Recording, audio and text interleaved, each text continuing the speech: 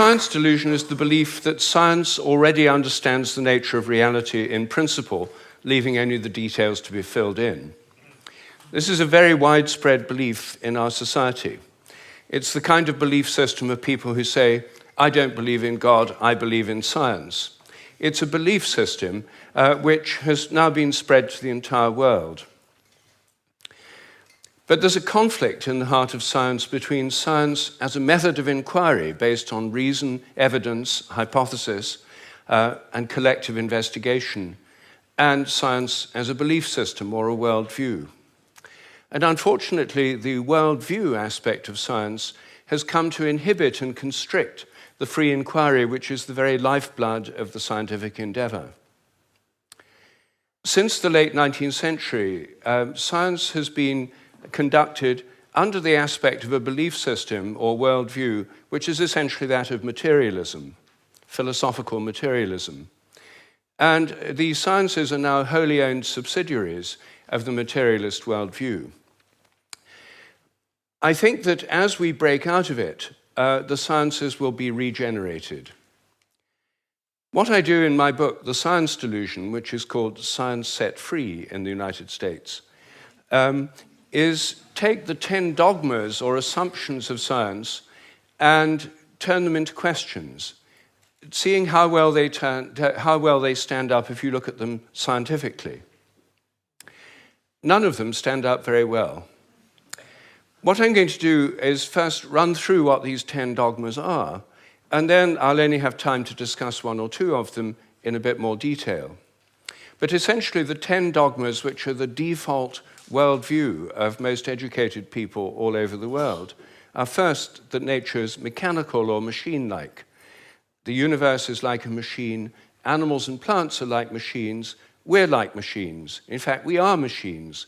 We're lumbering robots, in Richard Dawkins' vivid phrase, with brains that are genetically programmed computers.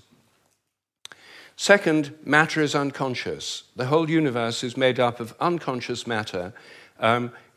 There's no consciousness in stars, in galaxies, in planets, in animals, in plants, and there ought not to be any in us either, if this theory is true. So a lot of the philosophy of mind over the last 100 years is trying to prove that we're not really conscious at all. So the matter's unconscious, then the laws of nature are fixed. This is dogma 3. The laws of nature are the same now as they were at the time of the Big Bang, and they'll be the same forever. Not just the laws, but the constants of nature are fixed, which is why they're called constants. Dogma 4, the total amount of matter and energy is always the same. It never changes in total quantity, except at the moment of the Big Bang, when it all sprang into existence from nowhere in a single instant. The 5th dogma is that nature's purposeless. There are no purposes in all nature, and the evolutionary process has no purpose or direction.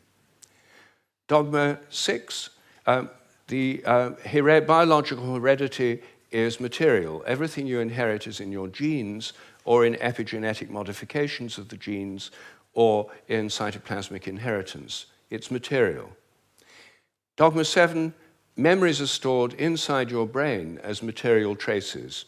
Somehow everything you remember is in your brain in modified nerve endings, phosphorylated proteins. No one knows how it works, but nevertheless, almost everyone in the scientific world believes it must be in the brain. Dogma 8, your mind is inside your head. All your consciousness is the activity of your brain and nothing more. Dogma 9, which follows from dogma 8, psychic phenomena like telepathy are impossible. Your thoughts and intentions cannot have any effect at a distance because your mind's inside your head. Therefore, all the apparent evidence for telepathy and other psychic phenomena is illusory. People believe these things happen, but it's just because they don't know enough about statistics, or they're deceived by coincidences, or it's wishful thinking. And dogma 10, mechanistic medicine is the only kind that really works. That's why governments only fund research into mechanistic medicine and ignore complementary and alternative therapies. Those can't possibly really work because they're not mechanistic. They may appear to work because people would have got better anyway, or because of the placebo effect. But the only kind that really works is mechanistic medicine. Well, this is the default worldview, which is held by almost all educated people all over the world. It's the basis of the educational system, the National Health Service, the Medical Research Council, governments, and it's just the default worldview of educated people. But I think every one of these dogmas is very, very questionable. And when you look at it, they fall apart. I'm going to take first the idea that the laws of nature are fixed. This is a hangover from an older worldview before the 1960s, when the Big Bang theory came in. People thought that the whole universe was eternal, governed by eternal mathematical laws.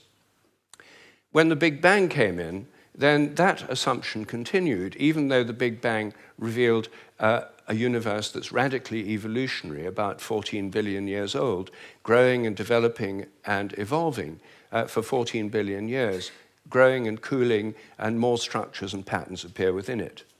But the idea is all the laws of nature were completely fixed at the moment of the Big Bang, like a cosmic Napoleonic code.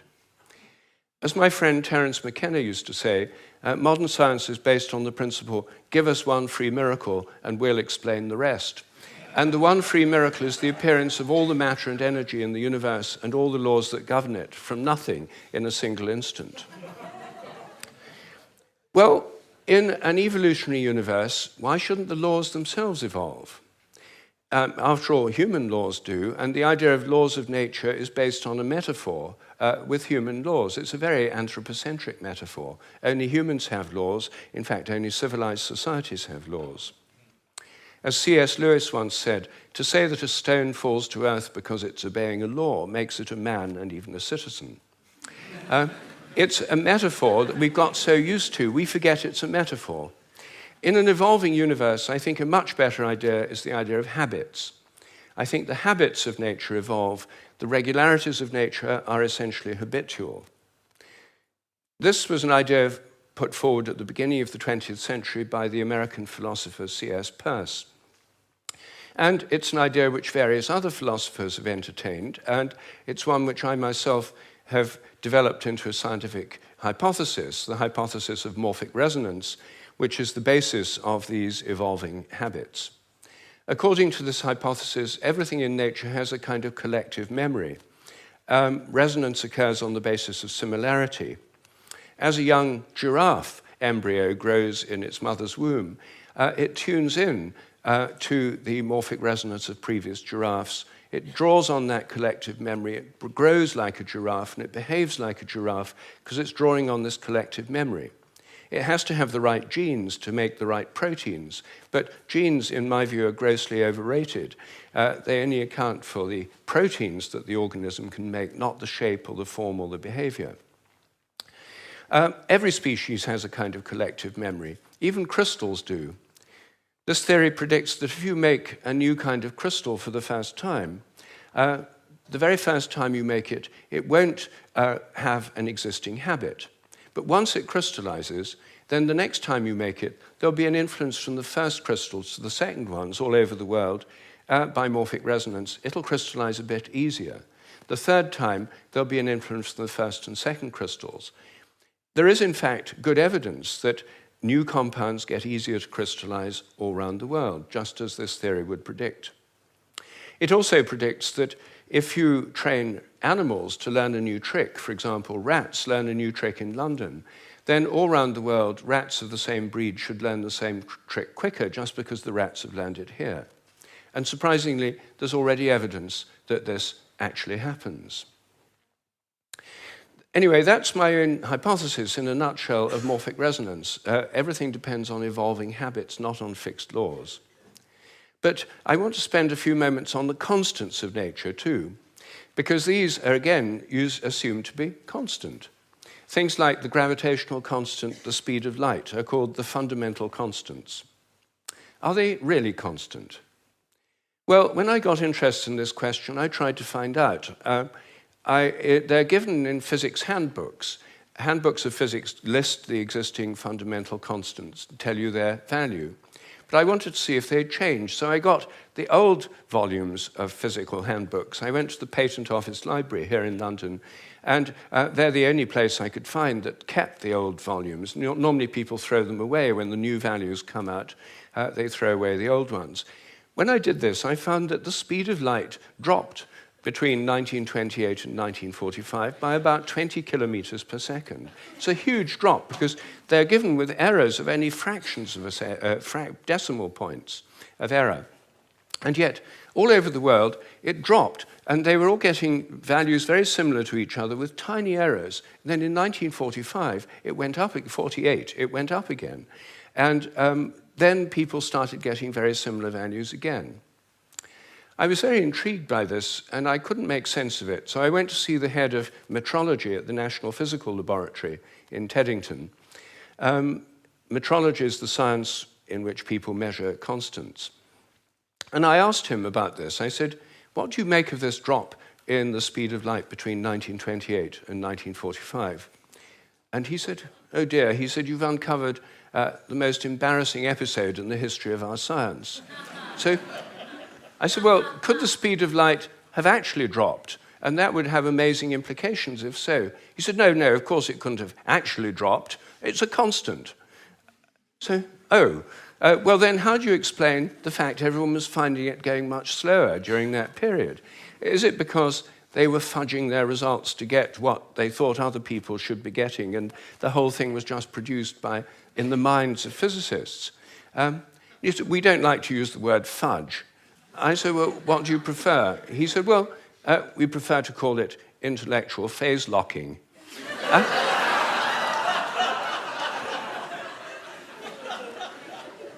So I said, well, if it was going on then, how can we be so sure it's not going on today? And that the present values are produced by intellectual phase locking. And he said, oh, we know that's not the case. I said, how do we know? He said, we've solved the problem. And I said, well, how? He said, well, we fixed the speed of light by definition in 1972. So I said, but it might still change. He said, yes, but we'd never know it because we've defined the meter in terms of the speed of light. So the units had changed with it. So he looked very pleased about that. They'd fixed that problem. But I said, well, then what about big G? The gravitational constant, known in the trade as big G, is written with a capital G, Newton's universal gravitational constant. That's varied by more than 1.3% in recent years. And it seems to vary from place to place and from time to time. And he said, oh, well, those are just errors.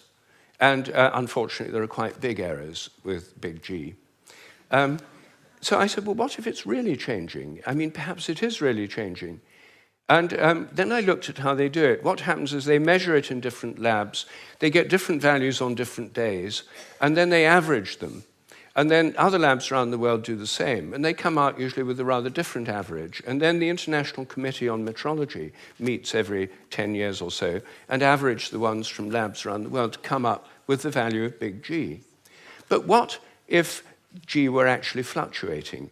What if it changed? There's already evidence, actually, that it changes throughout the day and throughout the year.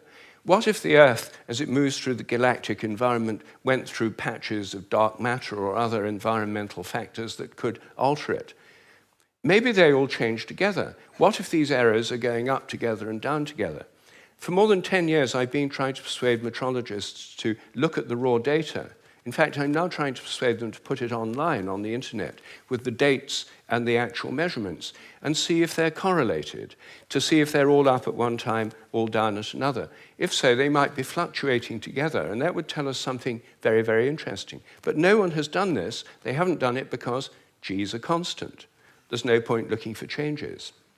You see, here's a very simple example of where a dogmatic assumption actually inhibits inquiry. I myself think that the constants may vary quite considerably, within narrow limits, but they may all be varying.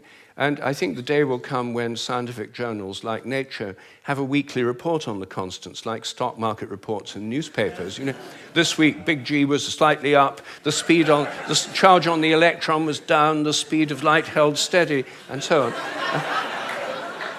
on. That's one area, just one area where I think thinking less dogmatically could open things up. One of the biggest areas is the nature of the mind. This is the most unsolved problem, as Graham just said, that science simply can't deal with the fact we're conscious. And it can't deal with the fact that our thoughts don't seem to be inside our brains. Our experiences don't all seem to be inside our brain. Your image of me now doesn't seem to be inside your brain, yet the official view is there's a little Rupert somewhere inside your head, and everything else in this room is inside your head. Your experience is inside your brain. I'm suggesting actually that vision involves an outward projection of images. What you're seeing is in your mind but not inside your head. Our minds are extended beyond our brains in the simplest act of perception. I think that we project out the images we're seeing, and these images touch what we're looking at. If I look at you from behind, you don't know I'm there. Could I affect you? Could you feel my gaze? There's a great deal of evidence that people can. The sense of being stared at is an extremely common experience, and recent experimental research suggests it's real. Animals seem to have it too. I think it probably evolved in the context of predator-prey relationships. Prey animals that could feel the gaze of a predator would survive better than those that couldn't. This would lead to a whole new way of thinking about ecological relationships between predators and prey, also about the extent of our minds. If we look at distant stars, I think our minds reach out in a sense to touch those stars and literally extend out over astronomical distances. They're not just inside our heads. Now, it may seem astonishing that this is a topic of debate in the 21st century. We know so little about our own minds that where our images are is a hot topic of debate within consciousness studies right now. I don't have time to deal with any more of these dogmas, but every single one of them is questionable. If one questions it, new forms of research, new possibilities open up. And I think as we question these dogmas that have held back science so long, science will undergo a reflowering, a renaissance. I'm a total believer in the importance of science. I've spent my whole life as a research scientist, my whole career.